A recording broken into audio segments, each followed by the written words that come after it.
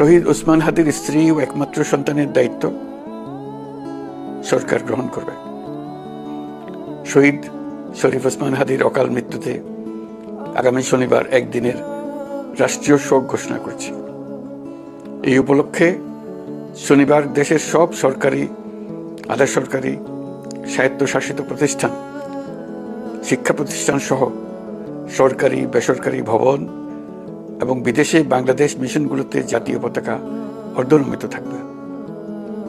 একই সাথে আগামীকাল শুক্রবার বাদ জুমা দেশের প্রতিটি মসজিদে শহীদ ওসমান হাদির রুহের মাগফিরাত কামনায় বিশেষ দোয়া ও মোনাজাতের আয়োজন করা হবে।